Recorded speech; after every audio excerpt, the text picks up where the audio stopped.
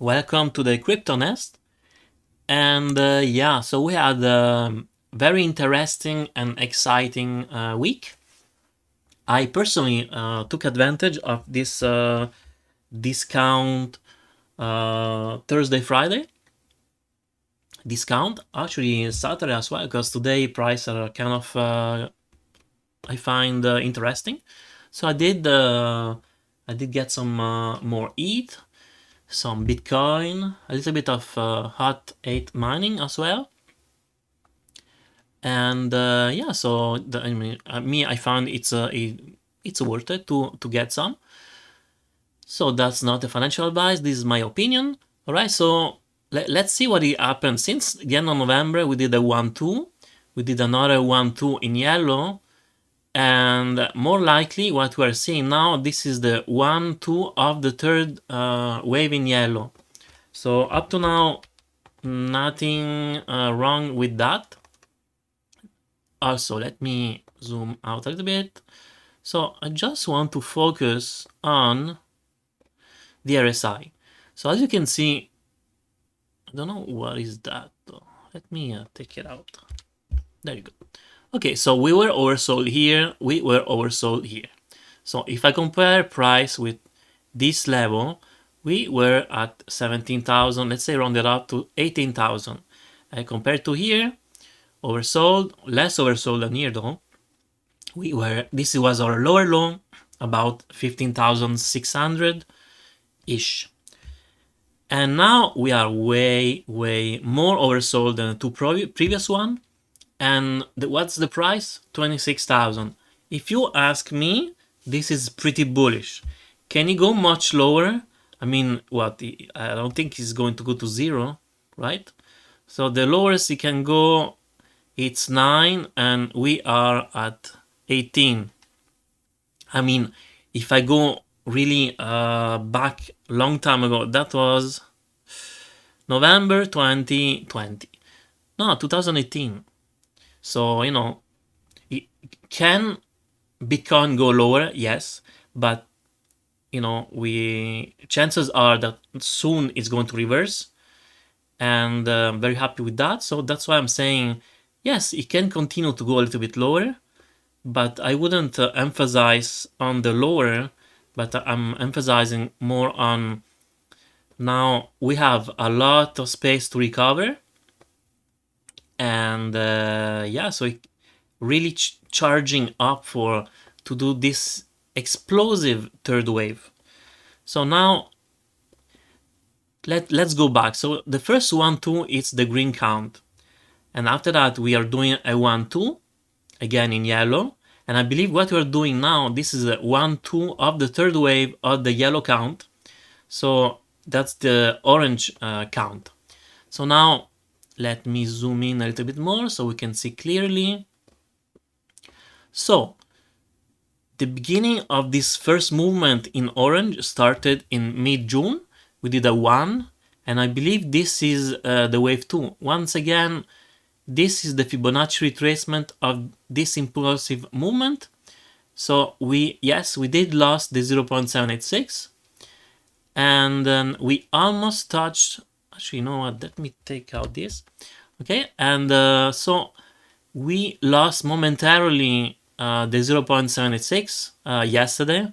Today we're kind of fighting. Maybe we're going to well, maybe not today, more likely tomorrow, Sunday, or clearly Monday. I believe we're going to start to reverse and maybe regain the 0.786. Now remember, guys, you remember when was it? Was it here that everybody was freaking out? Or here? And there was terror in the market, and Mia was saying, this is time to buy. And I said the same thing here. And I think here I said, it would be interesting, like in 1 year or 2 years, to go back in these levels, to go back to that video and realize that was the terror and the fear in the market, but that was the time to actually accumulate. And in fact, it was, because we we kind of skyrocket after that. And once again, we did the same thing here in June, and after that we skyrocket once again. And you can see that every time when the fear, the terror, the horror of the market, people are freaking out and hitting their head in a wall. And after that, by the time they realize that it wasn't time to sell, to fear, but it was time to buy, maybe it was the impulsive movement was already initiated. So once again, we had that one time, two time, three time. What are the chances that we're not going to have it for a fourth time? Well, probability are there. So I didn't freak out, and I actually consolidated my position in Bitcoin, in Ethereum, and a little bit on hot hat mining. So those are my three shopping that I did of this week discount. If it goes a little bit lower, I'm going to get even more. And well, for sure, this is important. This is one of the reason why we should always take a little bit of profit on our first wave one, and then so that if something happened like this, you have cash flow to reinject. So selling 10% or 5%, at every time we're reaching, or you think, or we think that we are reaching the maximum wave peak, it's always a good habit to cash in some profits, and if it goes lower, you can reinject it. Now, I'm not saying you're selling 50% or 80% of your investment, but a small amount, innocent amount, like 5%, 10%, and then if it goes as you or if it's more bullish and it just goes to the 0.382, then you never had the chance to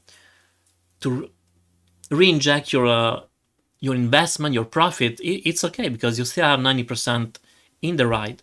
But if we have something like this, then your 10%, it's quite interesting, because if I just do some maths here, so let's say we sold here. I'm being even very conservatory, right?